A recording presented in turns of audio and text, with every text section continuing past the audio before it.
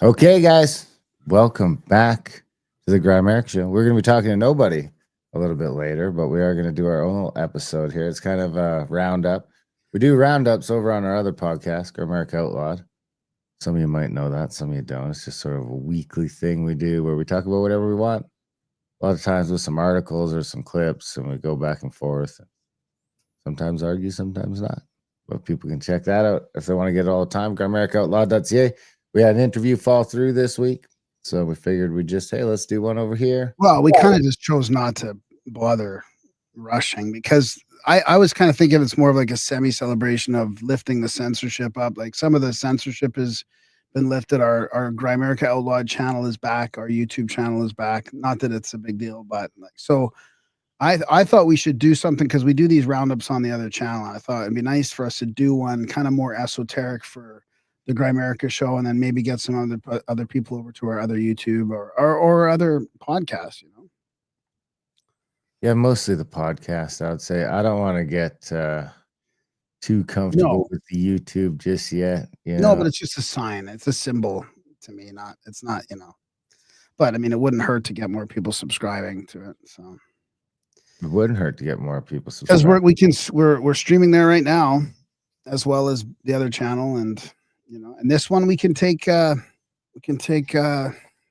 super chats. So we Darren's done a good job at like getting this back on track, getting it remonetized. Not that we're getting any money from it, but we could get your money from it.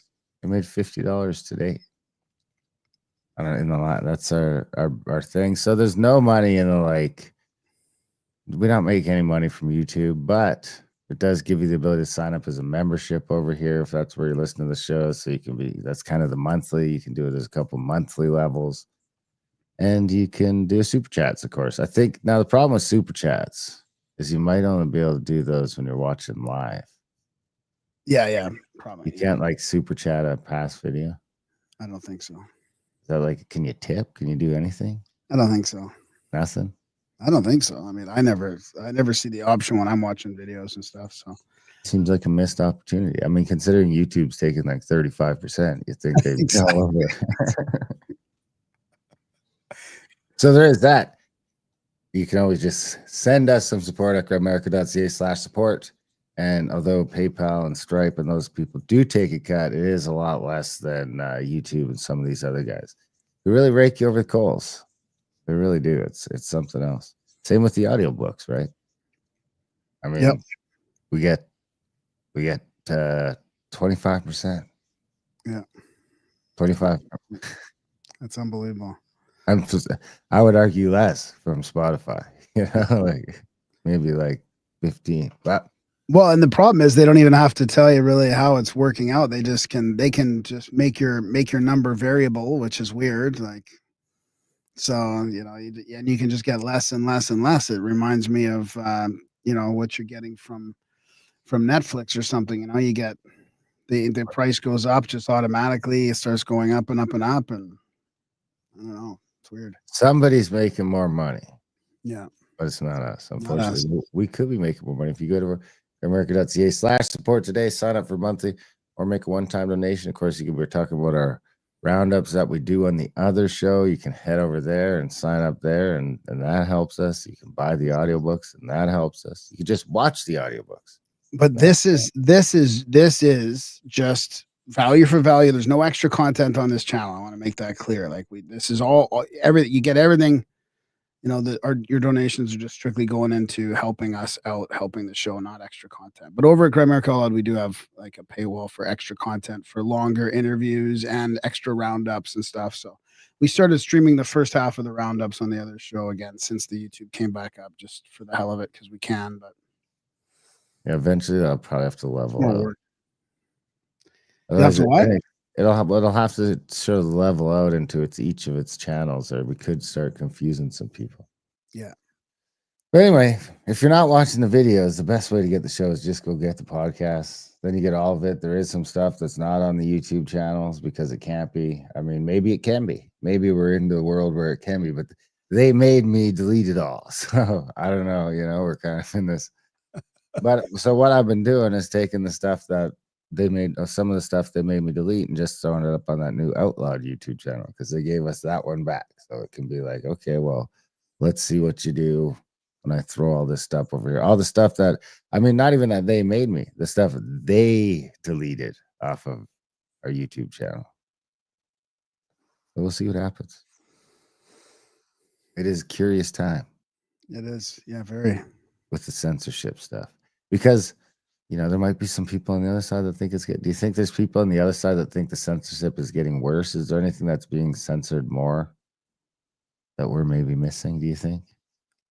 Well, I don't know if we want to get into the culture war and all that, but yeah, they think that Elon's censoring the left. Like, it's crazy to me because there was overt censorship going on and that people didn't even realize there was censorship going on. And now that Elon's taken over the platform and Trump's in power, they think that they're being censored. The other side thinks that, not that we're on the other side either, but they think they're being censored from Elon and stuff too. And it's like, well, what? So you're being you think you're being shadow banned? Like, I thought that was a big conspiracy, like last 5-10 years, that there's shadow banning and all this. And now you think that Elon's shadow banning. I mean, maybe, but What it's about actual bannings though? I mean, we could prove it. right. Look at, okay. There's these people like Hassan Piker and Destiny on the left that are doing way more, 100 times worse than what we got banned for, that other people got banned for. I mean, advocating violence, all this kind of stuff. Like, it's terrible, terrible. Like, not just like free speech stuff, but against the law stuff. And they seem to be fine. They seem to be fine. I think they got in trouble with YouTube recently, maybe. But I mean, what I would wanted to check out was how was it Twitch and Discord and all that were in Congress answering questions. Oh, I don't know nothing about Because that. that's the problem, right? Now we've also got, these Discord groups that are in trouble because of the Charlie Kirk thing. And See, there it is. So be it. So it is. Says it's a trap. That's kind of my thought too. Could be a trap. Like I say, I'm going to take it. Yeah, I know. So that we can make, because Canada's like passing these weird laws, so they can let us online wherever they can, so we can say some stuff to get us put in jail for as long as possible. So we'll see how that goes. Anyway, I'm getting Michael vibes from So Be It, So It Is. Oh, it's a trap. Take it carefully, China and stuff. Yeah, I don't know. It's all such a weird time. I'm just trying to be fascinated by the whole thing instead of disappointed because, I don't want a revolution. I don't want any violence. Just let's just watch it. Like, let's have an organic, faster, hopefully collapse, or attempt at and I don't mean like a physical collapse. I mean like what I think is going to happen is, because we probably don't talk about this on the show a lot, or maybe we do, but I think that they're going to try and do this digital ID and they're going to try and tyrannize us again. And there's a whole bunch of people, especially in Canada, that will just go along with it. They want it to be. I mean, the different, where we're living in different universes completely. And there's a whole bunch of factions in each universe, but they're going to do it. And there's nothing really we can do about it. We can't really stop it. And because there's too many people that want it. There really is. There's too many people either that way, just want it. Even if they're not going to do it or they're going to do it, there's nothing we can do about it. There's nothing we can do. So but that's the only thing. Like, I'm really into this theory right now. Still come on the internet a couple times a week and try and do something about it. So. Yeah. Well, I mean, I'm going to resist. I'm not going to just surrender. I've surrendered spiritually, I guess, not physically. Like, of course, I'm not going to. You just surrendered to the outcome, not the battle. You just kind of who cares how it ends up? We're just, I'm here and I'm going to do my role and because I think it's a positive thing. We have to go through it because the rest of humanity doesn't understand. I'm not saying we don't, but the other universe doesn't understand what's happening and they will. And once the attempt fails, because it will fail, they'll have to push this digital ID, push all these new regulations, all this new stuff. And people will just be like, what is going on? Like, what, I'm only allowed one steak a week, or all these little memes you see about carbon credits. It's like, yeah, they want that to happen. It's going to happen, but that needs to happen in order for everybody to go, whoa, whoa, whoa. Like, let's not use technology like this. Like, there's going to be enough people that say, whoa, whoa, Like, you're not going to control it. You unelected elites Probably in waves, aren't right? going to control, aren't going to be in control here. That's what's going to happen. But we have to go through that first. It has to Probably get in pretty waves. Like each painful. wave will garner more resistance. More people wake up with each sort of like new. I don't think Because it'll be everyone's got a different thing that's going to trigger them, right? Like I was surprised to see honestly the digital ID one. I was surprised to see the uproar and some people that I thought might otherwise not be paying attention. So it's like COVID hit some people, and the digital ID is going to hit some people. Well, with other people, it's the fucking guns. With other people, it's going to be the meat. I mean, you fuck with the meat, man. People are going to some right. motherfuckers are going to freak out in North America. You know, Yeah. we'll see though. I've just sort of, it is what it is. Just ride with it.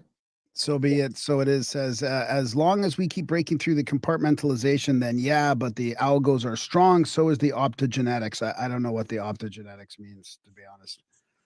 I don't know what that means. That word. I've What heard does it the a couple times. assistant But say? what? What does the assistant say? I don't know. Should I ask it? The assistant is not working very good these days. It's bad. It's And- breaking down. It's breaking down. It seems to be that definitely seems to be getting worse. But I went to Grok for my research today, and holy, I had shivers up and down my body. I was like, this is unbelievable. Yeah, it was crazy, dude. I was super pleased with Grok's response. But I mean, ChatGPT can't even give me a pronunciation of a word in 30 seconds. Like if I have to wait 30 seconds for a simple little query, like they're gonna lose the AI race. Like how maybe they primed people too fast with that Especially if microsecond. you're having visceral reactions with the AI over on Grok. I know. That's crazy, eh? When was the last time a person gave you shivers like that? Never. Oh boy. Optogenetics? Optogenetics. OPTO genetics. Oh, light to control cells. Oh, okay. Well, express light sensitive ion channels or proteins. Light activation. Well, so it's kind of like what Nicole does with biophotomodulation, that kind of thing. So I don't know how I guess is he talking about blue light and computers and all that stuff? Maybe that's why we're all stuck on our blue light screens. I guess maybe that's what he means. Blue light, buddy. I've been getting all the light lately. All the light. Yeah. Before I forget, so I want to do two things. We do have some spots of this is sort of probably the last chance with it coming up 3 weeks away. Your last chance if you want to come with us to the Azores with Randall Carlson and friends. It's going to be a hell of a trip with a hell of a bunch of great people. And of course, you get to hang out with Randall Carlson the whole time. You might get sick of Randall Carlson if you can. I mean, he's a pretty fun guy to be around, so that's probably not going to happen. But that's just to say you have, pretty unfettered access to Randall and friends for 12 days straight, eating, not sleeping. We'll sleep separately. But hanging out, riding around, going to the sites and searching for Atlantis. And not just on a tour like some of the other stuff we're done. This will be more of an expedition with the Randall. All the Randall you can handle. So there is some last minute spots for that. Let me know. Darren at Grimerica.com if you want to if you're interested in that. So you got to book flights, blah, blah. You don't need a visa. It's pretty easy to get into if you're in the US or the States. So it's really or the US or Canada. It's really just a matter of booking flights. I'm assuming Europe is the same because it's the EU, right? Yep. So it should be pretty easy for everyone to go. So no excuses. Last chance. Get in on it. When you said it's an exhibition, like they're going to be checking out the cart ruts and some megalithic stuff. Like I think there's a menhir or a dolmen there that seems to be, pre-Portuguese. So there's a lot of evidence that. And we're hooking up with like Portuguese renegade scholars there as well to work with Randall. And they're like, oh yeah, they're already hitting it off in the staff meeting. So it's really going to be something else. But we have some sad news, of course. Our buddy Matt Apocalypse was supposed to be coming, and he's had an accident. So we did want everyone out there to send some good vibes that way. Hope he gets better quick. And I'm not going to go into any further than that, but we just hope Matt gets well quick. We know he's listening. Get better quick, buddy. And we hope to see you on another event real soon. Hopefully, I was really looking forward to meeting Matt because we've been talking to him for years about this Azor stuff. So it's sad, but I'm sure he's going to be better real next soon. time. And we'll do it again, and we'll all get together and do it next time. So contact at thecabin.com. Of course, if you do want to get over there with us, best wishes to Matt and family. And audiobooks. Kingdom of God came out. I think that's the newest one, right? Tolstoy. Well, I don't know if it's the newest one. It could be. Yeah, it's Actually, the Smoky God probably is the newest one. Yeah. Which one was better? Well, the Kingdom of God, some of it was really good, but then it got pretty deep for me, Tolstoy. The Smoky God was that whole synchronicity with me, because I'm still reading. I'll be done tomorrow, actually. Paradise Found. I think it'll be tomorrow or the next day. Paradise Found. Because the Smoky God references that book. That's that big synchronicity I had a couple of weeks ago. So it's pretty interesting. It's based on a real journey towards the Arctic. Dude, you're gonna be blown away by this book, The Paradise Found. I mean, it really is interesting to see what they thought, like the Eden and the start of humanity was in the north, and it kind of makes sense. I mean, I've been wanting to ask our assistants about if what made the theory fall apart, or why isn't it accepted, or what's going on with it. But yeah, pretty interesting. Basically, is this like Hyperborea stuff then? Well, yeah, kind of, yeah. It's all in there. I mean, but all over the world they had legends of like humanity coming out of the cold and in the north, right? But I think their theory is that it used to be warmer there, right? When the planet was warmer, that was habitable before, because the equator would have been too hot, right? Maybe. I think that's part of their theory. So it goes back. Yeah, maybe. Or the equator might have been like, this could have been when the Sahara Desert was at the pole. Yeah. We don't have evidence that the Sahara Desert was at the pole, but we do have evidence for sure that there was a major ice sheet there, which would imply that it's at the pole. There's also a bunch of flora and fauna that doesn't fit up there in the Arctic Circle. That, like, it really just shows that was something else back then. So maybe that was that. So maybe Arctic Circle, that's like northern Canada, northern Russia. Yeah, pretty much those two. Yeah. I wonder what's up there now. I wonder how much you could just go see now. I mean, that really is. You can go into the earth from up there. That's what they thought back then, right? Yeah, I don't know. I don't know if I want to go that far north, but like those islands up north, I mean, they were just going back there now and like pulling out these dudes that have been frozen there since they were trying to explore it back in the 30s, in the 20s. I've been watching this shit on YouTube about all these expeditions, that the first dudes that tried to go up there, and it just ended in complete fucking tragedy. Like going up between Greenland and those two, that strait. Yeah, man, it's crazy stuff. Those dudes, like, I mean, there seems to be some evidence that they ended up eating each other that they don't want to talk about, and different things like that. But I mean, I don't know. I might eat a motherfucker if I was hungry enough and he was just dead and frozen. So this is the one that Smoky God talks about, these islands. So they traverse past all these things. Where's that then? Zoom out now? Spitsbergen. One of these is Spitsbergen, I think. Svalbard, which has the very like D&D. I think that's even the name of a big D&D frost giant module. You should look at those. And that was probably all above land, that whole thing, right? Before the ice melted. Well, that's interesting, eh? That whole plateau, you mean? Yeah. Yeah, interesting, eh? Huh. I wonder when that flooded out. How deep is it, you think? Does it tell you? Does Google Earth tell you? It might actually. But anyway, if you go up to that island by Greenland there, like, man, I bet you like none of that shit there. You could still be doing like frontier stuff up there. It'd be tough and cold and you'd probably die, but you could be doing it. Thanks, LEZ. Awesome. You got a super chat. Because there's that big, huge. Yes, thank you. There's a big, huge national park up in Northwest Territories that you can't even get to it. There's like that. I think they were saying there's. Oh man, only a few hundred people.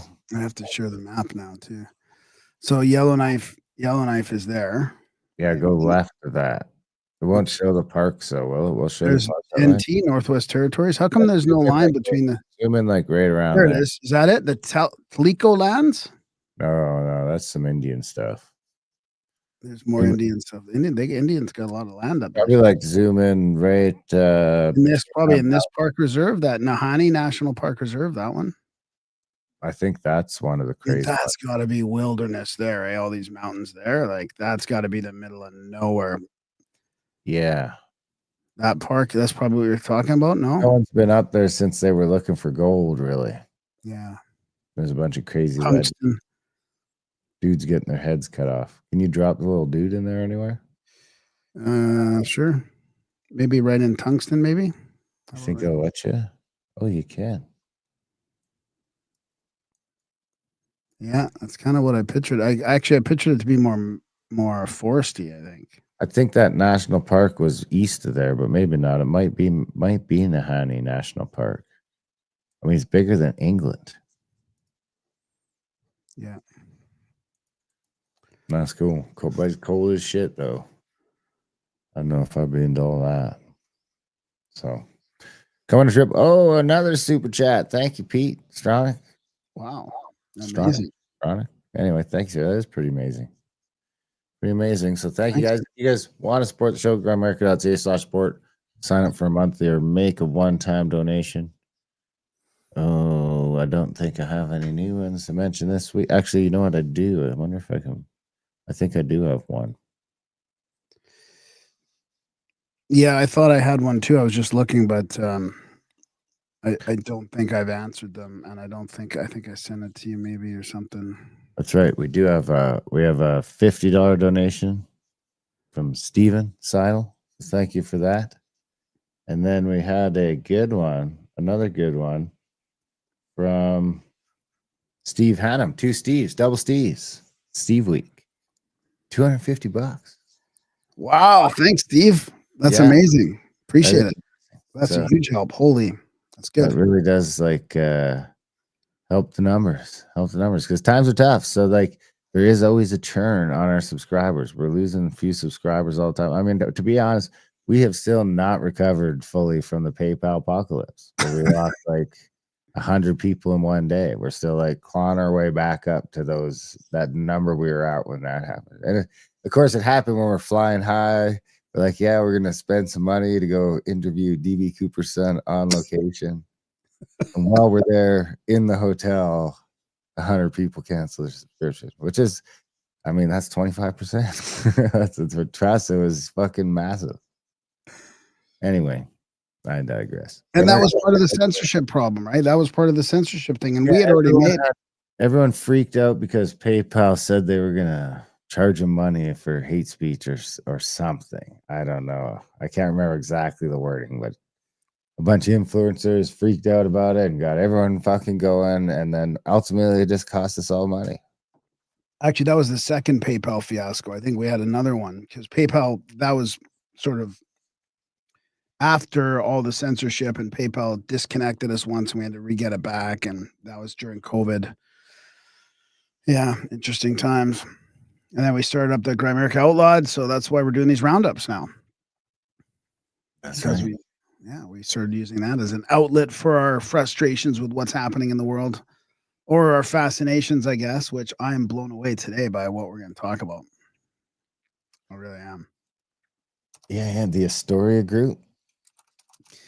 That's a really, really, really small part of it. That's just Jason Reza Georgiani's latest post that I want to talk about. Interesting. But I want to put together my own little theory on some stuff. So, all right. Well, do you want to go first? Well, let's start with this warning to Trump about Russia. Ooh, there's a warning. Sorry, not about Russia. Why did I think Russia? About this is Uri Geller. I have a terrible feeling there might be an attempt on your life, President Trump. I am getting bad signals. Israeli Uri Geller was part of SRI's early remote viewing study. Some say he's legit psychic, others say fraud. Hi, this message is for you, Donald Trump. Wow, it's amazing that you're coming to Israel. Pause it. Incredible that you're going to. You know, my take on it would be if he would have just like shut the fuck up and stayed off social media. And I'm not even talking about just this thing. I'm just talking about like in general. There was like a level of mysteriousness to him that made me more thinking he's legit. Who? Uri Geller. Oh. But lately, not even just about this, but just being on social media and doing all this stuff, you just saturate it so much that it's like, well, you haven't hit any dingers lately. Well, you're not, arguably not even single. Maybe this is a dinger. Give a mind-blowing speech in the Knesset, but from there, you might be flying to Sharm el-Sheikh. Please read my message. I'm just very concerned. Very concerned. Please read the entire message. I say don't go there. Don't go to Sharm el-Sheikh. But if you do, make sure that you're protected, super protected, all around you. Don't let anyone close to you. And be careful. Be very careful. Stay protected from Jezebel and the witches. I thought the witches were over here. They are. I'm just kidding. Oh. So, and then in the meantime, so here's my point. I think that he didn't go to Sharm el-Sheikh. I think he came right home. That came out before, and like he was there. I think he was only there to sign that thing and do the thing that he did, and then get all the prisoners released, and make history. And then I'm just sort of being tongue in cheek in some ways, but and then I thought he came right back. So maybe they listened to Uri, Darren. Maybe he's legit. So he went already and he didn't get shot then? No, he's back. Like he didn't go to Sharm el-Sheikh. He just went to the first place. Did he go and touch the wall? I don't think so. No, you don't do that every time you go. So did you see this concert from the pyramids? I've seen some of this, yeah. So like, I mean, and this is happening at the same time, I think. But let's just look at it. It might be a little hard for the audio because it's gonna be like Arab EDM or Egyptian EDM with some crazy visuals at the pyramids.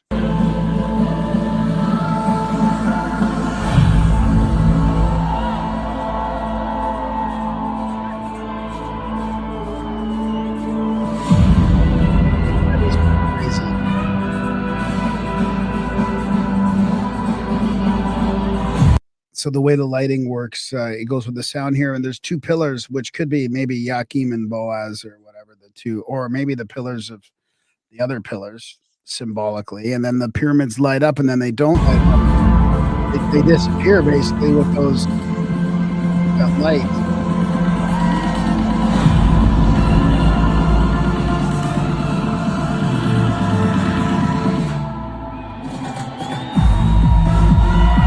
And then the pyramid, look at the top of the pyramid, just with the lasers coming off it. I mean, that's crazy. I wonder how much you gotta pay to get to do that.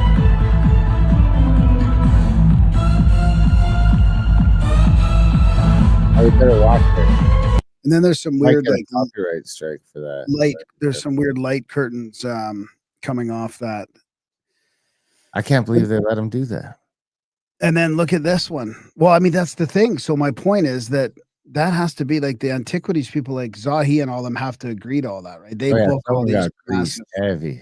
They got someone got lots of bakshish. You better watch with the music though. Okay, I'll just play a couple of this. Have you seen this? I think I've seen like a screenshot of it. This is insane. So just I mean I can't wait. I can't wait for some symbolic analysis on this stuff, but this looks like to me it's like a mummy, like an android / mummy almost coming out here. So it's a giant, like basically a Titan-sized graphic. Okay, I'm gonna mute it here and just see this thing. It's too bad because it's breaking through the glass. This mummy thing. Breaking. And now watch it just come right out over the crowd and just stare at everybody. It's so creepy, dude. Right? Yeah. It looks like an ancient. It looks like a robot or more than anything, I'd say. But look at the stonework on top of it. So, and they've got the devil's horns there that are cut off. So to me, it looks like an android wrapped in ancient cyclopean stonework. Breaking through the glass ceiling. Breaking through the glass. Wall, I guess, not a ceiling, but they should have made it a check if he was going to do that. Like trying to be president. Blatant pyramid ritual. Blatant pyramid ritual on 10/10/2025. So, I mean, I'm sure there'll be some good analysis coming to that. But so, anyways, that's just kind of like a primer, but I thought that was pretty fascinating. Yeah, I like it. Would have been a good show to be at. Eventually, you'd have a headache, though. You know? Yeah. It is kind of, I mean, considering what they try and stop you from doing at all those sites, it seems crazy that some band can throw some lasers on top of it and let's fucking party. That's why. That being said, the culture over there does seem to be that money talks. Well, maybe they should clean up some of the rivers of garbage. Money's not for that, Graham. Money's not for that. They can't some of the money go back to the people of Egypt? I mean, there's more garbage there than when I was there in the 90s. It seems like the 90s, the garbage I saw there in the 90s is still there underneath 30 years of garbage. Ooh, we should have went and grabbed some. Start checking some expiry dates. See how long it's been there. Well, I mean, they just don't clean it up, so it just stays there forever. And it doesn't break down. But that's why I thought that had to be some symbolism there, because I don't think they would let that stuff happen at the pyramid without it being like pretty important symbol. I wouldn't rule that out, but nowadays I would say, if you got enough money, they'll just let you do whatever the fuck you want. Zowie needs cash. Yeah. The hookers are getting more expensive. Right? Wasn't it Von Daniken that was talking about that? Well, here, let's since you mentioned that. Oh. Yeah. This is a lead in? Yeah. You're overseas.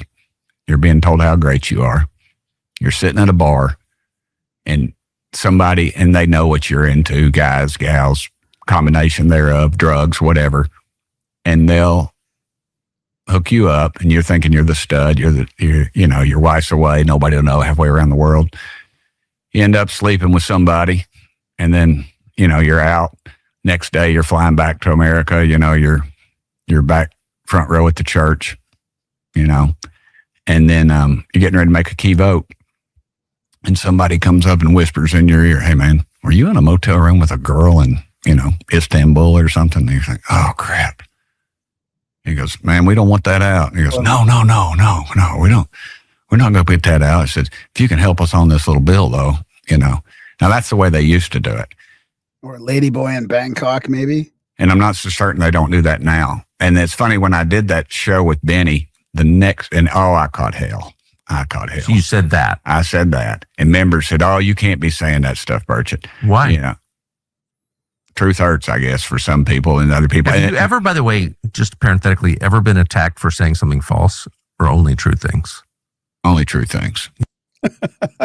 I just thought I had that kind of ready to go anyways, how the honeypot system works in the CPP.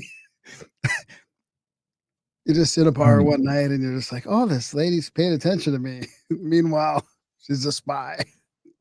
Bum, bum, bum, bum. Well, you get yourself into trouble. Yeah. Well, I'm excited to build into this theory of yours. Okay, you want me to jump into it then, or? I think so, yeah.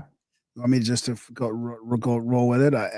It's going to be a little bit about it's going to be about the UFOs and the occult and stuff. So let's I'm going to just prime the pumps a little bit here. And I want your feedback on all this. See what you think. So this is, first of all, somebody in the Space Force talking about the hierarchy of beings.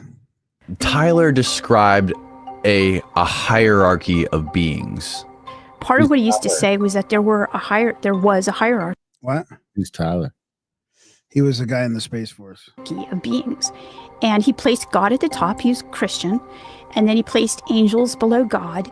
And then he placed beings, like off-planet beings. He called them off-planet beings. And then he placed, and this is where it gets really weird to me, factions in the intelligence community. And then That's where I'm going to get deep into. I think we're going to get deep into that later. normal humans. That was the Okay. hierarchy. Okay. So imagine factions. Some factions within the intelligence community are on the hierarchy. Of aliens? What? On the hierarchy of aliens? The hierarchy of beings. Beings. Which So aliens are? sentience, like sentient beings almost, So right? goes humans, go up though. So it goes humans, God, aliens. no. God, I was angel. going from the bottom up. Okay, humans, some factions within the intelligence community, aliens, angels, and God. That's from a Space Force scientist. Okay. Continue. So this is America. Get ready. Tell me when you want. This is gonna be a trailer, but it's pretty. It's got enough clips in here to be worth it. The American people are ready to receive the truth.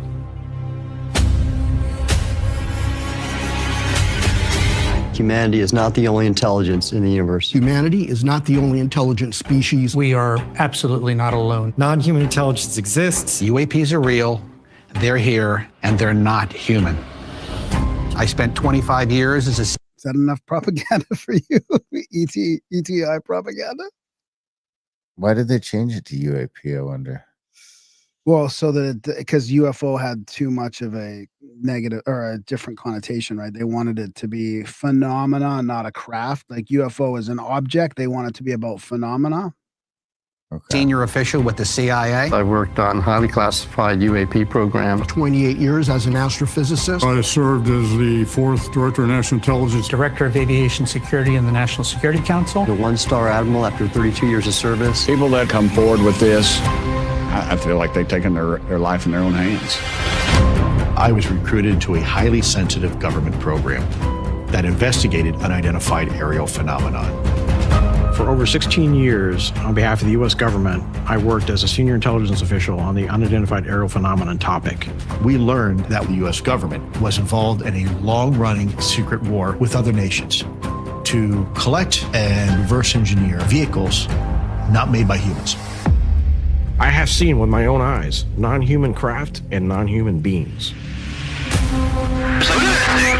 It's rotating. There's a whole fleet of them. The first country that cracks the code on this technology will be the leader for years to come. China has established its own version of a UAP task force. You think for a second that they wouldn't consider using it to achieve their ends of domination? This is similar to the Manhattan Project. This is the atomic weapon on steroids. This is so secret. Very, very few people in our entire government have been allowed access to it. Even presidents have been operating on a need-to-know basis, but that begins to ramp out of control. It's not acceptable to have secret parts of government that no one ever sees. You better be careful about a government that doesn't trust its people. Again, regardless of the truth, you and I talk about this all the time on the other show too, right? How far have we come since we started the show in 2014, 2013, when this all the UFOs. So we were talking about UFOs, and now look at this. Even if it's a psyop, look at how much is being disclosed from the government. Because there's no telling what they'll pull on you. This is the biggest discovery in human history. You had information being locked away that could change the trajectory for species. It has so many beneficial impacts, including clean energy. We should have disclosure today. We should have disclosure tomorrow. The time has come.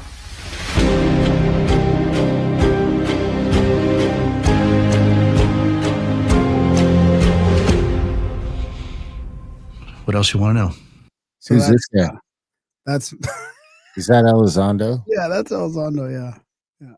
Which people don't try. Nobody in the I shouldn't say nobody. I don't want to be dogmatic about it, but not a lot of people trust him in the UFO community. So even some people in the chats. Nothing in this film. This is Ryan Sprague. I think we were friends with him way back. Nothing in this film is relevant anymore. It's not disclosure in any way, shape, or form. It's pretty interesting because everybody's like, "Oh, didn't Von Braun say something about this years ago? Like that this was going to be the next thing, right? World War III, nuclear weapons, ETs." So people are almost like so tired of this, or not tired, that they don't even really care. Like it's, but the thing is, the reality isn't just that ETs and there's. Well, when do you think peak UFO was then? I agree with you. It seems like there was a time when it would have been fanfare right now or something, you know? Maybe even as early as like 2010. No, peak UFO still hasn't happened. No, we haven't hit peak UFO. No, it's gonna get way crazier, dude. Wait till you see. Wait till they start showing up. The higher it gets, just the more like the more jaded that the old UFOers are gonna get. Probably, do you think? Yeah, probably. We'll just get more and more cynical. Yeah, believe it less and less. Yeah, ironic. But this gets me to talking about my theories, kind of. Well, so I don't know what I should do first, Jason, or lead into my main theory, because they kind of both. Okay, let me start with Jason. So Jason is talking about this this tech. Titanic Astoria is his Substack. He says, here it is. I've never been more hesitant to publish something. So I'm going to switch things here to talk a little bit about, because he's kind of teasing it, but it's a paid for Substack. So I would just suggest people go there and pay for the Substack or something. Jason Reza Georgiani, he was on Outlawed a few years ago talking about his book, Closer Encounters, which is super fascinating. I love his work. So here it is. The Astoria Group, the New York investors in the mystery airships. Remember the late 1800s, those airships? Yes. The founders of America's first foreign intelligence. So this is where the intelligence people get into. This is where it kind of ties in the intelligence people. And then I'll get into the occult and stuff after. Prior to the OSS, right? And the predecessors of the Bilderberg Group. So now we're getting into like the global control, the MJ-12 type stuff. And they also orchestrated a human sacrifice on the Titanic. Ooh. Yeah. So I'm going to just shift over to this. Well, they wanted to create the Federal Reserve at that time, right? So just like sinking the Titanic was. And Astor was on there, right? There was a bunch of high profile rich people that didn't agree with the Jekyll Island Federal Reserve. And the Sonera Airship Club is nothing as it seems is talking about that. This goes back to the Sonera airships as well, which were before, I believe that was all before the late 1800s. But what we call UFOs were invented by so this is also part of his premise here. It was invented by Nikola Tesla in the 1890s and was suppressed by the Astoria Group. I'm not going to get into all the comments and all that kind of stuff. But what I'm going to talk to you about is how I think this is all connected. So I'm going to just change it to, this is Camus again. You just shared him the other day, but this is that Diary of the CEO with Weinstein, Eric Weinstein, that we've heard about this, right? But I'm just going to quickly read some of the summary because he talks about Epstein, right, was a construct. So basically, and the construct is an interesting term for me because it goes back to like ancient magic and like a simulacrum or a construct or there's another word that I'm thinking of where you can basically like imbue life or sentience into a inanimate object. Like a tulpa? Like a tulpa, kind of, but a tulpa is more like created, not you're not ingested, you're kind of creating it out of nothing. So So here's interesting. Somebody constructed this human being to be something they're not. That's what Weinstein says, right? Because he talks about the gravity conference. So Epstein's involved in like this weird stuff that Eric was involved in back in the 2000s in the knots, right? That would be the knots. He suggests Epstein ties to Harvard's math department, inexplicable knowledge of Weinstein's work, the connection and control of science, the maximum connection. What? Weinstein or Weinstein. Pergamon and the big picture. Weinstein stops short of full conspiracy, but leaves a haunting question: who built Epstein? So that's Damage what. control. What? Damage control. You think? Okay, let's listen to 2 minutes of him, and then you think it's damage control from Eric? Man, the timeline of his ascension with the Epstein timeline, it just, there seems to be. We gotta go make this guy famous. Okay, here we go. Jeffrey Epstein conducted a conference called I don't know. Yeah. Confronting Gravity. I don't know who Jeffrey Epstein was, but I would certainly bet money that he was a product of at least one or more elements of the intelligence community. The CIA, the FBI. Those are ours, right? Department of Homeland Security has some of this stuff. Geospatial intelligence has some of this. It's a large network. I'm talking about people like David Grush. I'm talking about people potentially like David Fravor. I'm talking about people like Jake Barber. I'm talking about scientists like Leo Szilard. Imagine if Leo Szilard didn't know that the Manhattan Project was going on, or Jack Raper, a journalist who broke a story. These people all think that they're doing their jobs. I desperately want to know why Jeffrey Epstein knew so much about my work. And I want to know why he was connected to my graduate program. I was in the Harvard mathematics department. Jeffrey Epstein was absolutely connected to the Harvard math department. I want to know why. How was he connected to the math department? You're pushing me to say things I'm not going to say. But I don't mind. I'm curious. I'm not trying to push you out. I understand, but I'm just not going to do it. I'm saying that anybody who wants to. You said he was connected to the math department. To the Harvard mathematics department. How did you know he was connected? You can Google it. You could Google it right now. This is not. I can point at all sorts of stuff that's hidden in plain sight. So I'll take your word for it. And the assertion that I'm picking up on is that Jeffrey Epstein was planted in your world to keep. I'm not saying he's planted. I don't know who he was. I don't know who ran him. He certainly was not a financier in any standard sense. Really? That was a cover story. Yes.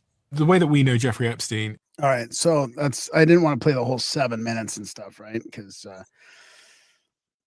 don't want to go too much into the comments and all that, just in case. I don't know how long it's going to take me to read through some of my research on it.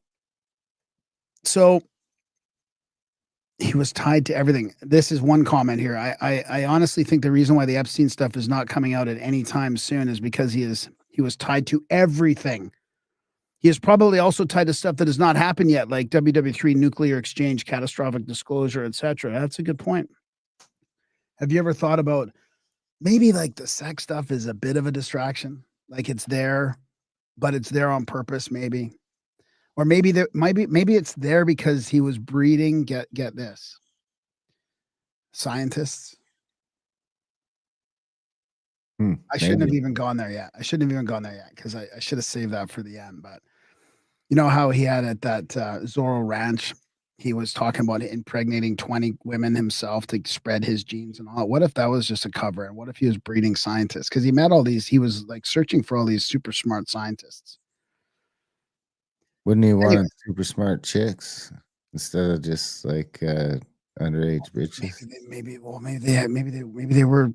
were. I mean, maybe he had so many to choose from. Maybe they were picking the smart ones. I don't know. Have to be young so that they give. I don't know. Okay. Forget that for now. Let's put that in in the Put that what do back in they the call drawer for a minute. So where do you think, like in general, where do you think my mind goes? Well, it's because you've probably heard me say like half of this stuff already. UFOs. Okay, yeah, and yeah, UFOs and okay. Let me and okay. I'm gonna put together like from the top of my head just the connections that I asked Grok, kind of right. Like I'm like, so keeping this in mind, because Epstein and Ghislaine, they're running this whole operation, right? But Ghislaine's dad is also Maxwell, who got suicided in 91, right? Robert Maxwell. And he was in control of a whole bunch of scientific papers and stuff, this whole process, right? Eric kind of talked about that. But his daughter was married to a guy whose dad was hanging out with L. Ron Hubbard and his name is Frank Molina, hanging around with them and Jack Parsons doing those Crowley rituals in the desert, right? Doing the Whore of Babylon, the Babylon working, right? Trying to summon the Whore of Babylon, which has to do with UFOs because they said they were having all these sightings. They thought the Whore had arrived. It was orbs. Like people like Kenneth Grant says that they opened up a portal, and that's part of the reason why the modern UFO phenomena is here because of that Babylon working, which was 46, right? Remember, Trump was born the next blood moon after the Babylon working on the blood moon. And then 47 happened. That's like the kickoff of the CIA. That's the kickoff of the modern UFO phenomena with Roswell. But before that, it was that other dude with the I can't think of it right now, with the flying, skipping saucers and stuff. So, and also sci-fi writers, like super popular dystopian sci-fi writers, like Bradbury, Fahrenheit 451, and Heinlein, A Stranger in a Strange Land. Like these are household names. They were hanging around with them. So how is it that a cult group, the Suicide Squad, which was really a suicide, it was a rocket club from Caltech, right? The Suicide, I'm pretty sure I have all this, but anybody's fact check me or whatever, but I'm just trying off the top of my head here before I get into the details. But so this whole occult thing and the modern UFO thing, and then it ties indirectly, but it ties familiarly, like family wise, to Jeffrey and Ghislaine. And Robert, so I asked, that's kind of what I asked Grok. I'm like, help me make some connections here between all this stuff, right? So he says, Robert Maxwell, British, a Czech-born British media mogul, right? Widely credited with revolutionizing, okay, and arguably exploiting scientific publishing.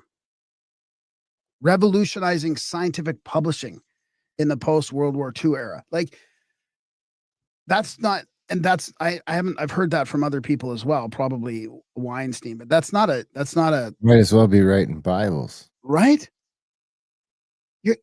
So what one of my questions was like, were they responsible for demonizing or canceling cold fusion, for example, or other propulsion systems or other black technology? Like, so maybe it was more about getting the scientists to bang young bitches so that they could blackmail the scientists, and the celebrities were just along for the ride so that they could entice the scientists further. Yep. So you're trying to give a pass to celebrities? No, not at all. No, but I mean, I'm just getting the shivers. And what? Wouldn't one of them have said something by now if the celebrity's been like, "Hey, man, yeah, I was on the plane, but." I mean, Hawking was there, right? I mean, there's memes about Hawking in the wheelchair there, right? I mean, he had scientific conferences on the island, and the midgets. So this is well known. So he served in the British Army during the war, right? Whereas intelligence work in Berlin, handling press operations and smuggling scientific materials out of Nazi Germany. Are you fucking kidding me? Gave him early access to academic works. In 48, he founded, so this is the year after all that stuff I'm talking about, he founded Pergamon Press, which grew explosively by capitalizing on the free labor of scientists. Authors and reviewers contributed without pay while libraries were locked into subscriptions to must-have journals. By 65, it had ballooned from 40 to 150 titles focusing on physics, nuclear energy, and emerging fields like aeronautics and telecommunications. I mean,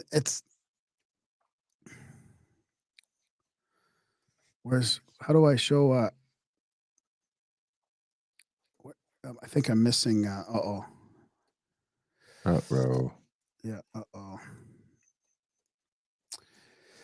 Okay, let me see here.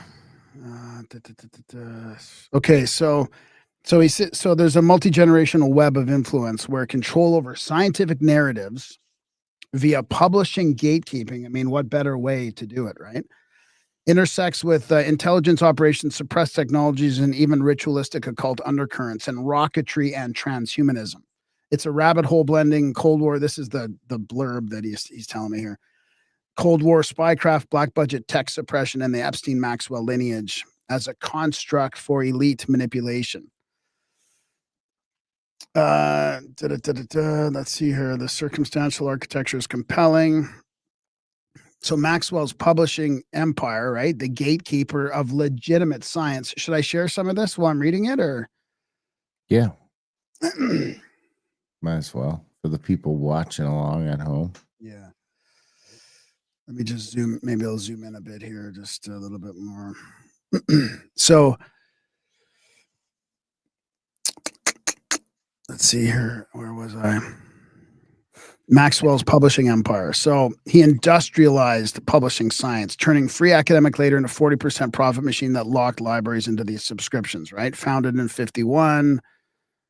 It exploded. Okay, hang on a sec. Linked to demonizing. No, there's no evidence explicitly about cold fusion, but it does get interesting when we got down to that later.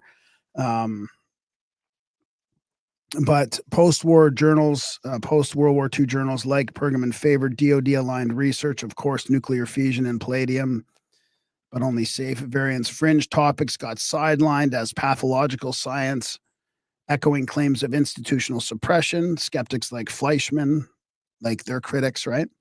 Critics argue the system gave science's soul to publishers, undermining anomalies that threatened energy cartels or black budgets. So he sold that in 91 for $440 million to cover debt costs, right? Cementing the oligopoly. And that's when he got killed after that. Or I don't know if it was after or before. I'm assuming it was after, since he sold it in the same year that he died by suicide in a lake on a boat or whatever. So Maxwell, where's the other stuff about him here? So his okay, let me go back here. I'm getting too excited here. So 7,000 monographs, journals in physics, nuclear tech. They cornered the Cold War markets, free labor, prioritized prestige, etc. Aligned with black projects, anomalies like cold fusion, face debunking, and similar outlets sold that to the margins. Okay, let me move forward here. So his intel work, smuggling Nazi docs, evolved into alleged triple agency ops, MI6, KGB, and Mossad. The UK Foreign Office calls him a thoroughly bad character financed by Russia. He brokered the Promise software. Do you remember that, with his daughter working on it? That's like the original, what's that word I'm looking for? The word for that software that grabs everything. Catch-all? Yeah, the catch-all one. What's the word? It starts with O. I can't think of it right now. I'll come back to that. Spyware with Mossad backdoors, 20 plus countries using it, publishing as a cover for academic diplomacy, right? He tipped Mossad to kidnap this whistleblower, this nuclear whistleblower, the tech suppression angle. If Maxwell was Mossad's super spy, his journals could filter out leaks on black tech, anti-gravity, Nazi-derived programs like Die Glock or cold fusion as a disruptor. His titles praised support for specialist areas, but insiders note aggressive tactics to monopolize narratives. They've got links along here too. Epstein's missing fortune. Know who to go kill. Yeah. Erica, so his missing fortune. Weinstein speculates it's Maxwell's laundered funds tied to the same intel web. So here's the construct part of it. He says likely built to honey trap elites and scientists. So that's what That's what Epstein and Weinstein is talking about, right? After meeting him, Weinstein flagged him as a fake, no real hedge funds, but interested in physics, gravity, edge science. Epstein funded transhumanists, edge.org, right? And hosted gravity talks, echoing Black Project lures. Ghislaine as pimp, ? Fits the sapiosexual Hugh Hefner cover for Intel Ops, per Weinstein. Maxwell's 91 suicide, yacht fall, Israel state funeral screams cover up. Ghislaine allegedly told victims Mossad killed him. So let's see here. The son of, so that this is getting into the rocket squad, right? The occult rocketry link. So Ghislaine's sister and all that. Jack Parsons' best friend and Caltech Suicide Squad. The squad pioneered rockets amid explosions, hence the name, but JPL moonlighted as a Crowley acolyte running the Agape Lodge, the OTO sex magic. In 46, so that's the interesting part too, right? There's a sex magic sort of part that might fit into the whole sapiosexual part of Ghislaine and Epstein too. So in 46, they performed that Babylon working. So I'm trying to skip through the stuff that I already told you about. And then Parson, and you know that Hubbard ran away with Parsons' wife, right? And Cash, and Parsons died in a lab blast, which apparently, I just heard something about it that wasn't the accident they said it was. So tied to Maxwell and Epstein, here we go. Frank Molina, the guy that was in the club, this is the guy that's related to Maxwell's daughter, fled to France in the 50s amid FBI probes, communist ties like Parsons. Roger, Christine's husband, edits Leonardo Journal, Kinetic Art and Tech. Their son, Ghislaine's nephew, advised Obama and Biden on data AI. So there's a connection here to like our contemporary politics through Ghislaine's nephew. Discussions like this about Terrasem, transhumanist immortality cult, via Parsons' Agape Lodge roots, blending occult moonchild. That's Crowley's book with about trying to conceive a kid, a human during the full moon, with anti-gravity dreams. Epstein's gravity fixation, perhaps hoarding Babylon era tech, Nazi occult propulsion myths. So it's getting pretty complicated, but the synthesis here, you're sketching a family firm in elite control. Robert Maxwell gatekept science via Pergamon/Mossad, suppressing fringe to protect black tech pipelines. That's kind of what I'm getting at. Epstein, his heir, lured physicists into honey traps, echoing Parsons' ritualistic rocketry. Weinstein's construct thesis fits. Epstein as post-Maxwell op, blending sapiosexuality with gravity, Intel labs, or grabs. No hard proof of deliberate debunking, but the system's biases, profit and Intel, naturally demonize outliers like cold fusion. Recent X chatter amplifies this, satanic transhuman vectors. So, and I got into, what did I ask him about Babylon working? Oh, this is about like echoes from the veil. So occult, this is getting more into the spiritual occult further back than 46. So they talk about like some of the spiritualism and all that kind of stuff, the key milestones. This is the one that our buddy Marty always talks about. Who's the guy there that Puharik. So they talk about the ectoplasm, telepathy, Rhines, Duke Lab, and all that stuff. But I'm just skipping through a lot of this stuff. So they talk about OSS and wartime weirdness, weaponizing the unseen. So this is pre-CIA. Do you remember hearing about Project Chatter?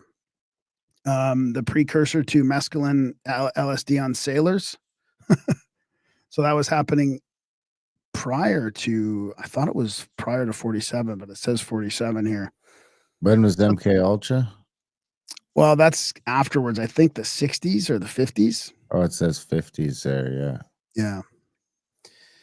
So I don't really want to get into all this mind control MK Ultra stuff, even though it might be connected. But so by 1945, so this is pre-CIA, the OSS realized spiritual reality isn't woo, it's exploitable chaos. Entity contacts, potential assets or threats, UFO-like visions, Psywar vectors. This primed the CIA's 47 birth via the National Security Act as Cold War paranoia demanded hiding such complex truths from a public still reeling from atomic horror. So that's kind of one of my theses, is that this occult research that they did was like, we can't let the public know about this. Like the Cold War against the US, because the USSR was doing their own psychotronic research.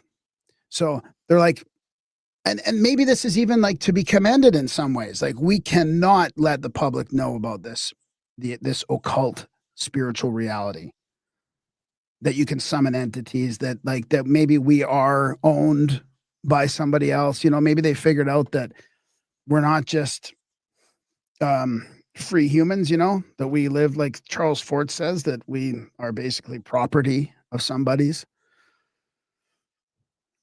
So the 1946 pivot is interesting here. That's the Mojave rituals, right? The Babylon working. They synced with the ghost rocket flaps over Scandinavia, 1946 ghost rockets. Roswell 46. Kenneth Grant claimed the working opened a door and something flew in, birthing the saucer wave as demonic UFO bleed through. So Parsons, JPL's Thelemic rocket wizard invoked Babylon, Crowley's Scarlet Woman via Enochian sex magic, aiming for a moonchild messiah. Hubbard scribed the astral results, apocalyptic visions, then silence. That's the one that might be Trump, right? Yeah, Trump. Well, aiming for the moonchild messiah. Well, Trump was born on the next blood moon after that ritual. Interesting. Oh, it's insane. So then that's what Kenneth Grant was saying about it. So then they talk about like Valley and the modern UFO folklore, ancient entities, fairies, demons, ETs, all that kind of stuff, right? I'm trying to skip through some of this because I don't want it to seem like a big AI analysis. So this is just a timeline thing, mushrooms and hide from Soviets, Parsons Hubbard, saucer flap, all that kind of stuff. So let's see here. OSS, Stargate, 78 to 95. Formalizes remote viewing. I mean, then we get into the remote viewing. That's where Ingo and all them come in, right? Ingo Swann, Babylon era psychics, saw Mars ruins, Soviet subs. So they peeked behind the veil, found a hydra of dimensions, demons, tech, and locked it down. Public gets debunked saucers. Elites get black budget Babylon drives. Ties back to Maxwell's gatekeeping. Pergamon journals marginalize this as occult pseudoscience, protecting the construct. I mean, like Grok kind of summarized what I've been trying to say right there in that last final sentence. What do you think? Not bad so far. I mean, it's kind of a build on some of the stuff you've been getting into for a while. Yeah. So there's a bunch of stuff here talking about cold fusion suppression and other, technologies in the process where they do that, but I don't want to get into all that stuff too. And then this is where it gets into like seeding Epstein's obsession, seeding humanity with his DNA via 20 women inseminations at Zorro Ranch, inspired by the repository for germinal choice, the Nobel Sperm Bank. He framed it as transhumanism, tech to transcend biology, genetic engineering, AI symbiosis, cryonics for resurrection. Donated $20,000. That's not too much. I don't know why they put that in there. To Transhumanist Association and mused on freezing his head penis for revival. Critics call it eugenics redux, selective breeding for superior traits, laundered as progress. But this is where it kind of gets to like I love their things. Transhumanism, gravity, and the shadow of eugenics. So Epstein's science philanthropy wasn't mere vanity. It was a calculated bid to embed himself in the vanguard of human upgrade tech, blending theoretical physics with biotech frontiers that could rewrite evolution. So through the Epstein 6 Foundation and proxies like Gratitude America, don't you love the way they name these things? He funneled $30 million into cutting edge pursuits from the 90s to 2017. The Edge Foundation, John Brockman's world's smartest website, salon for third culture intellectuals. So this is where like Thiel and Musk were involved on some of these dinners. Funding everything from billionaires' dinners to speculative seminars. This gave him access to Nobelists and AI pioneers, often at his Zorro Ranch. New Mexico Eugenics Nursery, or Little St. James Conferences. Tying to our construct thesis, Epstein, per Weinstein, as Mossad CIA proxy, hoarded these edges. Gravity unification for propulsion, gene hacks for elite immortality, to gatekeep breakthroughs, echoing Maxwell's publishing chokehold or Parsons' occult rocketry. No public leaks on Black Project handoffs, but the pattern screams suppression. Fund the anomalous, honey trap the funders, classify the yields. Below the tech sciences, he bankrolled with specifics. So then they get into like, this is all the sciencey stuff that he funded. I mean, so I want to just see where they say that, because I was kind of thinking the same thing, and then they came to the same thing that that he was basically like breeding scientists. Yeah, I'm trying to figure out. I wonder which babies are scientists. I know. Wonder where these superior babies are right now. And then the suicide writers. I mean, the scientific writers, sci-fi writers, like, dude, Heinlein and Bradbury hanging around all these guys, Lesprog de Camp. Like, these are some of the more popular sci-fi books that have a dystopian, and they were hanging around these guys too. Like, that all seems just, doesn't it seem too crazy? Or is it just that they were that famous back then? They were that all good hanging around in a group that they're all household names in 2025? Seems weird. I wonder if they all still agreed at the end, or if the dystopian writers went in the other direction. These guys are fucking nuts. This is what's happening. No, but I mean, I think it's more of like a what's that term that we use in the conspiracy world for, like, it's they're putting it out there. They're you know what preparing I mean? us. Yeah, it's kind of like I'm trying to think of the word, but it's almost like they're revealing. It's the method of the reveal. Like, they're like, okay, this is where we're going with it. I mean, or maybe they're just saying, hey, this is where it could go, but it's hard not to think on a conspiratorial level after reading all this. Do you think they're just priming us up? So here it is. No leaks prove that siphon tech to Mossad Black projects, but the setup fits. Lure edge thinkers, gravity for warp drives, AI for surveillance, compromise via parties. Example, Hawking's 2006 island tripamid orgy rumors, debunked but sticky. Then classify yields. What's debunked but sticky mean? Well, it means that officially it's Not been true, but it's not debunked. going away. Yeah, I like that. Sticky. Post 2008 conviction, he pivoted to remorseful philanthropist, PR per Forbes plants.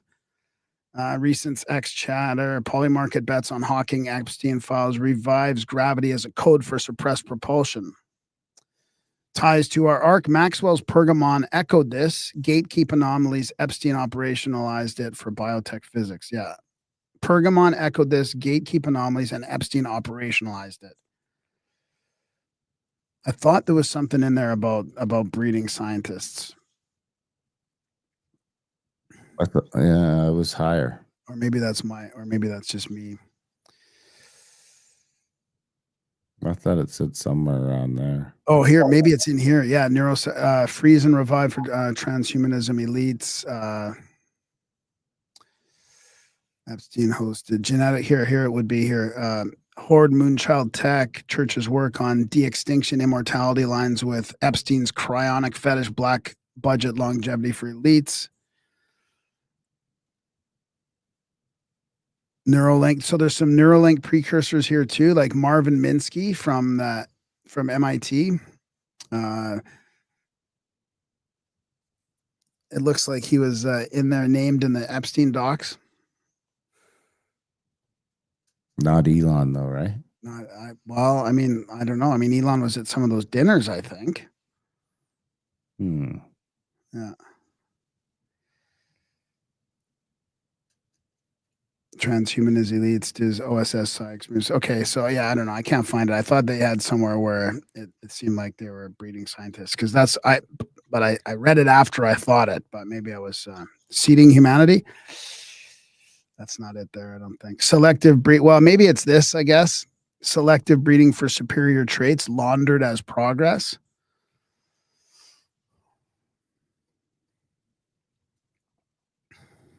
So there you go. That's it. That's it in a nutshell. There does seem to be some evidence of them trying to control a scientific narrative pretty hard. I wonder if the like rise of the American journals made that harder, so they just started exploiting them sexually because they couldn't gatekeep just via the journals anymore. I guess who bought it? Who bought it? Who bought what? Who bought the scientific publishing thing for $440 million? I can't remember that. It's a weird name. Let me find it quickly here. It'd be interesting to know who owns that. Yeah, and also what the journal is like that somebody right now owns today still that we could look at. I probably should have pulled all that stuff up. I think so be it. So it says is trying to is trying to send links. I don't think YouTube will let you send links. It might not. You might have to email those. Graham at Grimerica.com.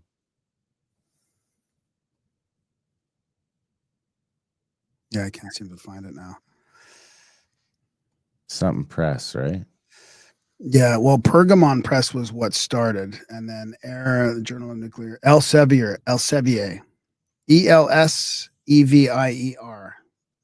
ELSEVIER. ELSEVIER, yeah.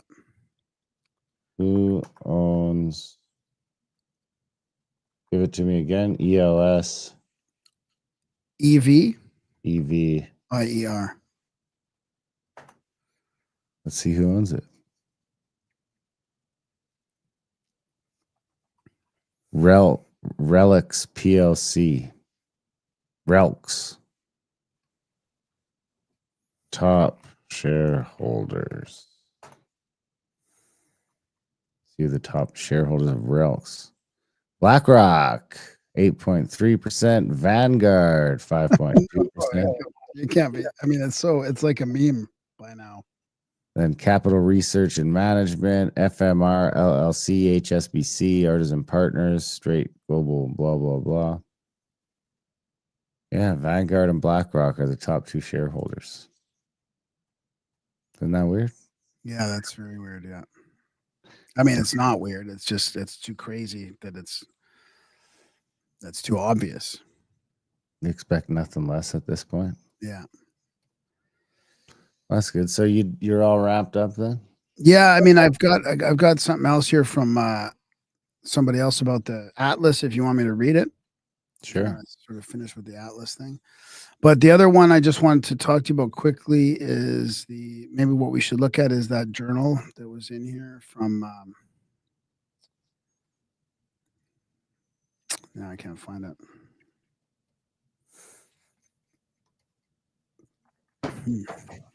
You lost it? Yeah, it was Ghislaine's sort of the journal that was happening now about art and tech. Just to see what they're Leonardo journal. So Roger Christine's husband edits Leonardo journal. So if you could look up Leonardo journal, Leonardo. Who owns Leonardo? Leonardo. How do you finish the Leonardo? AL? Nardo, like Leonardo. Journal. Yeah, I don't know about 7 Seas. So be it. So I saw a couple of his posts, and it was making like similar, I guess, to what I'm doing. I mean, I'm not claiming there's connections. I'm just speculating. There seems to be a lot of like hardcore claims that all these weird, disparate relationships and stuff are connections. So maybe I'm doing the same thing. I don't know, but So it's MIT Press. MIT Press owns it. Interesting. All right. Well, give me the Atlas stuff, and then This we. is- yeah, this I is- had a feeling you'd go pretty long, so I got pretty short stuff. Yeah. Well, I got Bruce Fenton here. He's one of our past guests too, because we've been talking about this Atlas thing, and he's like, here it is. So here, this is my opinion on the 3 interstellar objects, speaking as the research director for the Alien Techno Signatures Research Group.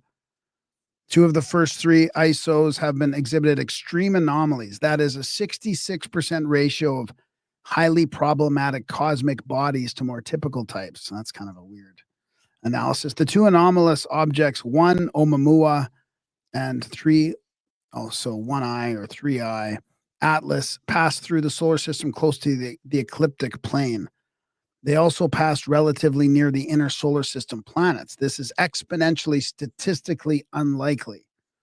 1I was more or less a pancake-like reddish object with characteristics including unexpected acceleration that lent themselves to an artificial interpretation. 3I has a peculiar composition as well as statistically unlikely size, especially considering it is only the 3rd object of the category. My tentative conclusion is that these objects are not alien technology, but that they are being artificially directed here by a non-human intelligence that is assisting us in expanding our cosmological understanding. Oh, I like that theory.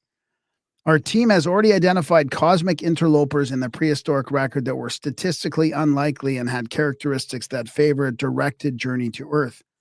Any NIH civilization that has mastered anti-gravity or warping the fabric of the cosmos could easily propel objects in our direction. I favor the view that this has happened before and is happening again now.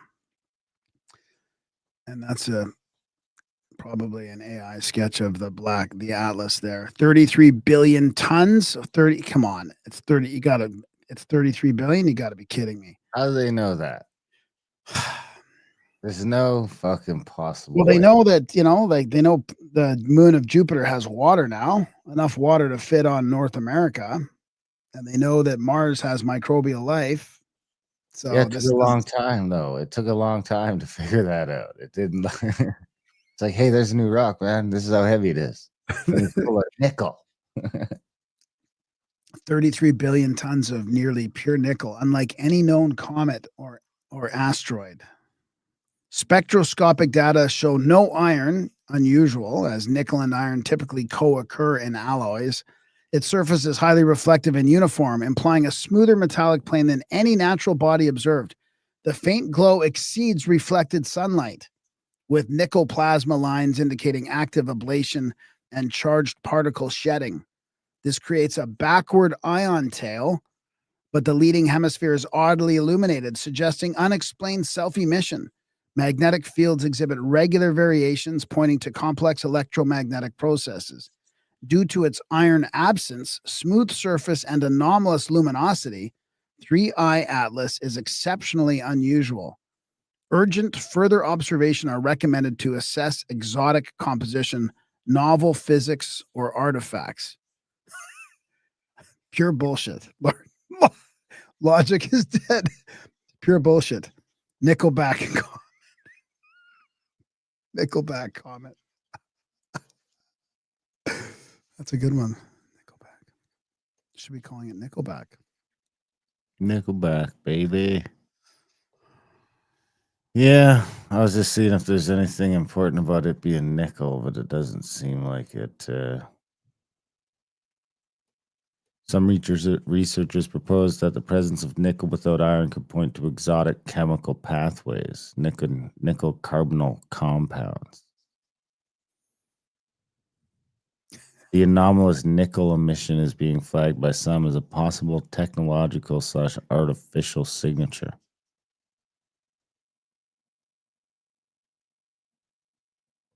Nickel is said to have a stabilizing, purifying, or grounding qualities in esoteric and crystal metal lore. So what do you think about that? Say that again? I deleted it. Nickel is said to have grounding qualities Yeah, this guy talks about it too. He says, when a body reflects light before it receives it, we're no longer looking at mere physics. We're looking at a signal. What if 3i Atlas isn't just passing through space, but communicating with it? Nickel, the conductor of memory, frequency, and coded transmission, may not be around. Perhaps it's not a rock. Perhaps it's a record. Observe the resonance. Track the reflection. The message is in the light. That's interesting, eh? It's just God winking. Mm-hmm. Hey boys, how's it going? Oh, I'm tired of correcting these pseudoscientific accounts. You are? No, this guy here is he's like, it's comet contains iron pentacarbonyl. So they're even arguing. So I guess I shouldn't have read that as if it was fact. I mean, this is only from Black Hole, who has 767,000 followers on X. But I mean, like I said the other day, that other account that was showing the Mars pictures with those obelisks was showing fake pictures. So I mean, you almost can't believe anything until it shows up in our atmosphere and you can see it with the naked eye. Even then, maybe it's just Even then, we won't believe it. It's bullshit government. Yeah, they're bullshit. We're at aliens. that point. Just All right, do you have stuff to share then, or? Yeah, I got a few things that we could jump into that I thought might be kind of fun, especially since I've been immersed in ducks lately. So it's been a bunch of duck hunting and stuff like that. So I had some I found some interesting correlations I could get into, I don't know. I think it definitely points to one world lore or prehistory, where one civilization had the same myths or something like that. Or maybe there's more to it. I think ducks are one of the only birds that are on every continent. Wow. Which is kind of interesting because when you look at hunting, you hunt elk, and a lot of Indians were hunting elk, and there's all this sort of different cultural things, but ducks seem to be across culture. That all these cultures throughout prehistory were all hunting ducks at some point or another. And I actually found this little picture here. If it's going to load up, that I could show you. This is from the tomb of Kumatep. You know how to say that shit? Well, Kumatep? if you show me the spelling, You should know how to do it by now. This one here, see? Numhotep, maybe? Kumotep. So this is a thing from his tomb. It had mummified ducks in it. This is from, they say, 2000 BC or something like that. But, the Egyptian stuff, it could be older. But this is a dude in a duck blind netting ducks. Wow, that's pretty cool. Whoa, dude. Can you click on that image? Oh boy. Now I got to navigate around a little bit, but here's dude in his blind sitting on his chair, just like we were. It's good now because you've been duck hunting, so it'll come across a little more. But this is very clearly a dude hiding behind some reeds, right? Yeah. Or something with his rope going out, and he's netting all these ducks. Oh my God, dude. So he has a rope in the water. There's a rope in the water going out. A rope net in the water, and there's the ducks flying out, and those are the ones trapped. Oh, look what he got in there. You can almost he's got the net tied to a pole, and when he pulls it tight, it all comes out of the water or does something. Oh my God, right? That's how they wait there for the thing, and then they pull it. Look at there's some mallards in there and some other ones that you've. There's some fucking mallards in there. So I mean, it's pretty crazy to think that these Egyptians were hunting mallards back in the day, hiding in a blind the same way that we're doing it. I mean, we got guns and stuff, obviously. Yeah, but they're probably getting way more than you guys. You guys are popping them one at a time. And well, it's hard to know because it's like that. Like I was saying before, there's the ducks and the geese. There seems to be more of them than there ever was. They were down to dwindling numbers at the mid-century, but now since 1970, they just sort of skyrocketed because they're just eating grain. I mean, every duck I've shot in the last two or 3 weeks has had a gullet full of corn. They're just pounding down the corn that gets left in the field after they do their sort of thingamajig, So I thought that was pretty cool. The Egyptians hunting ducks, pretty neat. Because other than that, it's like there's a lot of other stuff that doesn't cross culture, but this is sort of this thing where people all over the world have all been hunting ducks for maybe since the pre-cataclysm. This is another one here. This is from the Lovelock Cave. That's in Nevada, I think, right? No, that's the one that Randall wants to go to. So this is a Lovelock Cave. I knew it was like stuck out for some reason. Yeah, so this is a little right up. It was his last hunt of the fall, I'd guess. He'd hunted the cold front in the morning with the faith all waterfowlers having such things. Then as the temperature fell, he gathered his spread and stored it for winter, figuring on coming back when the birds returned. The flocks returned the following spring, as they always have, and God willing, always will. The hunter never did. So this is just about in the Lovelock Cave. They found all these duck decoys made out of wood. They figured at least 2,000 years old. Wow, what? Polymathing is saying the ancient duck decoys is a fun rabbit hole. Holy. Yeah, where researchers discovered more than 10,000 native artifacts, including 11 remarkably well-preserved duck decoys that were later estimated to be more than 2,000 years old. So that's where the giants were found too, in those caves there. Yeah, so maybe their giants were hunting ducks, right? Yeah. Duck hunters. So they came upon woven baskets, blah blah blah. There's the thing of the decoys, canvasback. So they just made them out of these reeds. Some carved out of wood, some made out of reeds, and then they added actual duck feathers to them. That's what I was gonna say. I'm surprised they didn't keep once you kind of take it apart, then make a decoy out of the body you just killed, Yeah, it looks like they did. They got it all crammed full of some feathers there. Analysis of material from two of the decoys yielded dates of 2080 and 2250 years before present, making them the world's oldest known waterfowl decoys.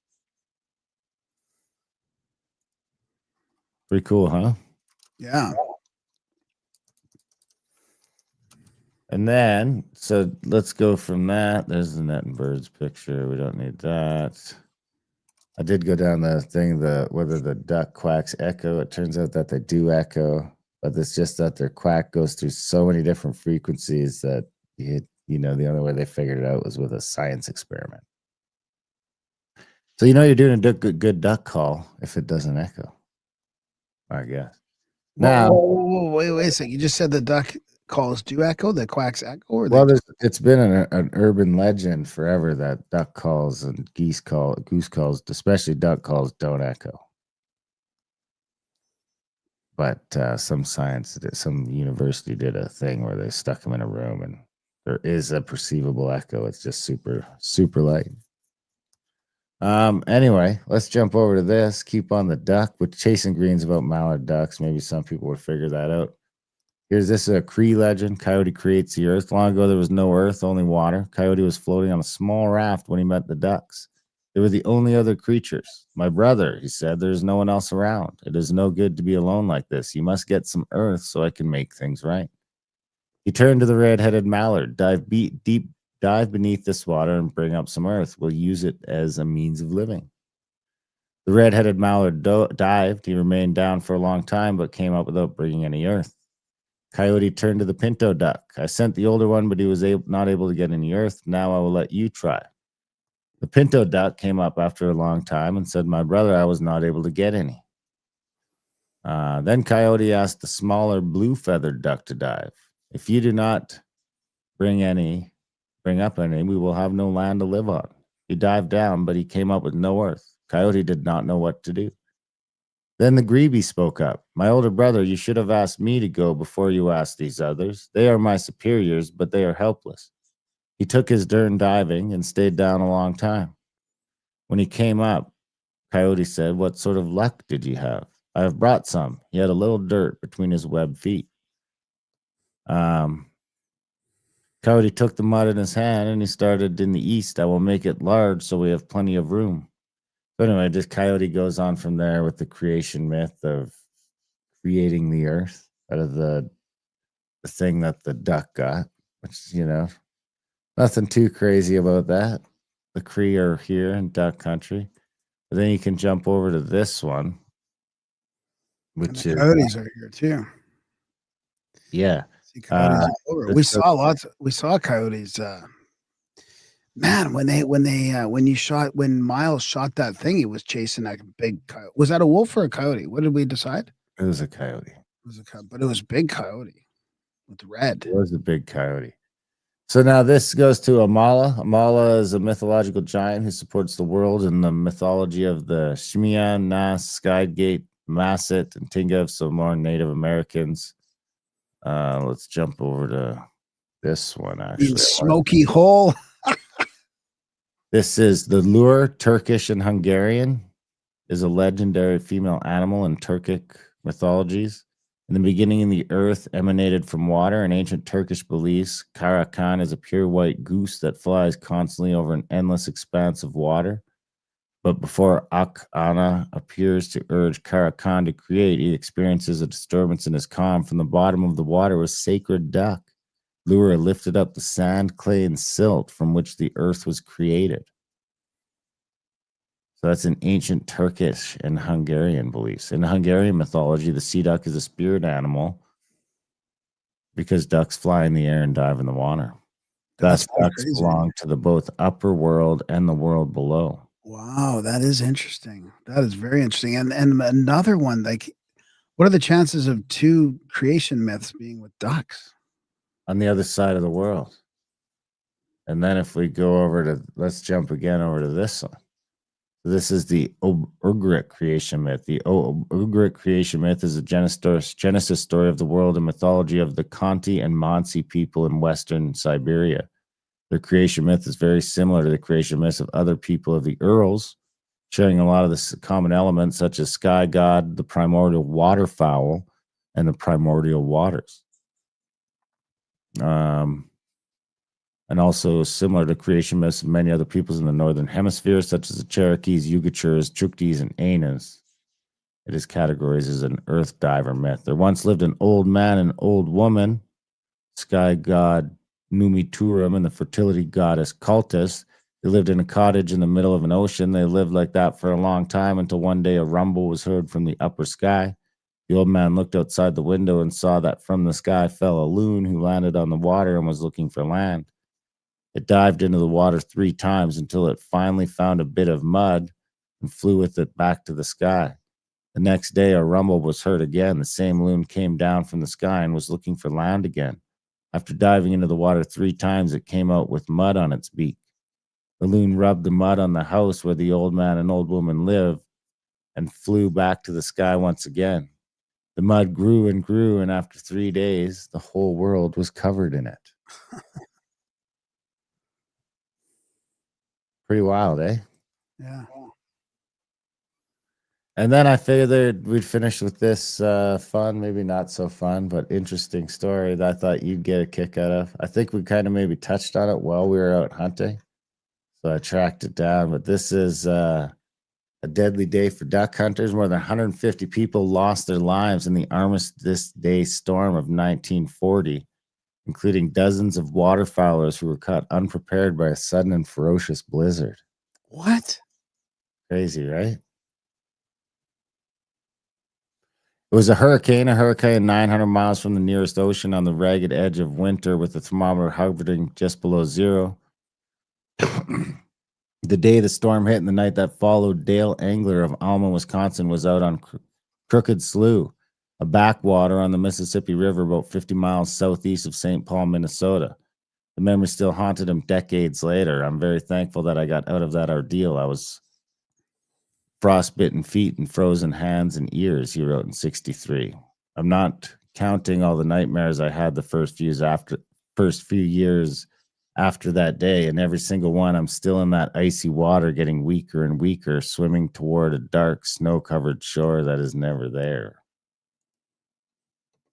The storm was born in the gray expanse of the North Pacific, a low-pressure system that raised gale warnings along the west coast during the night of November 6, 1940, and into the next morning, it roared up the Columbia River to buffet the Tacoma Narrows suspension bridge. The bridge fell down, blah, blah, blah. It was the first cold front of the season after a long Indian summer, and it sparked interest among the area's duck hunters, especially those who were off from work or school because of the holiday. Frank Hubbard was a teenager living near Fort Dodge, Iowa. It was foggy with a light drizzle and warm. He remembered 40 years later. I had hunted about 3 miles of the stretch when a large flock of mallards hooked in out of the murk and blah, blah, blah. In all my days, I can't recall such a rapid change in weather. With the wind came an almost unbelievable drop in temperature, and the drizzle changed to heavy, wet snow. Where there were no ducks before, the creek was now full of them. That's how it was along the prairie creeks in central Iowa. The center of low pressure passed almost 200 miles west of Chicago. So here it is here. Equivalent to a Category 3 hurricane. The temperature at noon was a balmy 63 degrees. By 6 o'clock that evening, it had dropped to 26. The gale pushed the water of Lake Michigan to the northeast, causing a drop of 4.8 feet along the lakefront. Can you imagine that? It's so windy that the water drops 4 feet on the far side of the lake. Yeah, that's really crazy. The Milwaukee airport recorded gusts of 80 miles per hour. In Minneapolis, the wind rose and it started to snow. The first flakes of what would be an accumulation of 16 inches in 24 hours. As the storm spun towards the upper Mississippi, scores of duck hunters along the river laid plans to take advantage of the cold front, as we do. The weather forecast said was terse but promising for a wildfire, snow and colder today and Monday. At 10 o'clock on the morning of November 11th, the thermometer in Winona, Minnesota stood at 50 degrees. A local weather observer recorded a shift in the wind and watched the temperature drop 8 degrees in 15 minutes. Around noon, Angler rowed his skiff across the backwaters to an island along the river channel. Like most of the young men along the river at that time, he knew small boats and hunting on the river. It had been raining lightly, so he was wearing a canvas hunting jacket, hit boots over canvas pants, and a wool shirt. There's a picture of all the snow. About 2 o'clock, the rain turned into wind-driven sleet and snow, and within the next 2 hours, I saw more waterfowl than I've ever seen in my life. About that time, some hunters started to go ashore, but I thought it was just an early snowstorm and paid no attention. I was having the time of my life. Red-headed mallards by the thousands were flying over on both sides of me. By this time, those ducks coming down the river had gusts of 60-mile-per-hour tailwind behind them. Hundreds of ducks came past me within 15 feet, probably going around 80 miles per hour. So, then it gets down to where it starts to get shitty. Snow is falling. Hang on a sec. Okay, wait. At 3:45, I had 5 mallards and 2 canvasbacks, big, plump northern ducks. Now it was time to get home and thaw out. 2 hunters had been shooting off the south end of the same island I was on and decided to walk down and see if they had a big boat. Maybe I could bum a ride across Crooked Slough. Snow was falling so heavily by now that visibility was around 40 feet and it was getting dark. I got to the south area just in time to help both hunters out of the water. Their boat had broached and swamped. I saw I didn't have a chance with my skiff, so I think they were saying there's 5-foot rollers on the river. Holy shit. The 3 men tried to start a fire without success. An angler decided he would attempt to swim across the backwater and get help. He stashed his shotgun, hip boots, and jacket under his overturned skiff and walked to the water's edge. I couldn't see over 30 feet in front of me as I stepped into the raging river. He recalled the waves were about 3 feet high. Almost every wave was going over my head. I don't know how long I had been swimming when I bumped into a stump and found I could finally touch bottom. On shore, he came across 2 hunters who had started a large fire. After he had warmed up, he made his way back to his car and drove home, where he called authorities and reported the position of the 2 men on the island. It was the most miserable day I ever lived through. 3 other young Winona men found themselves in similar circumstances. They had gone out to the river around noon. Quickly became evident there was no normal cold front with no landmarks visible. They ran around 4 times. Then the outboard died. The 2 older hunters dragged the boat off the mud bar and paddled in a direction ashore. The waves drove them into an islet. The 2 men jumped out, but before Sharon could move, a wave broke over the stern and soaked them to the skin. It was clear that they weren't going to find their way out of the bottoms until the storm abated. The thing I remember best was the unending scream of the wind, Sharon later said of the experience. The sound of distant gunshots reached us several times, far off yells for help. So anyway, there's some pictures of the boats covered in ice. Others weren't so lucky. Responding to the news of the imminent impending cold front, Carl Taras of Winona gathered up his two sons, 17 and 16, along with their friend for a day of waterfowling. When the wind shifted and intensified, they were cut off from dry land and took what shelter they could find in a stand of cattails. Gerald watched the other members of the party die from hypothermia. Wernick first, then Ray. Carl held on until moments before the rescuers arrived the next morning.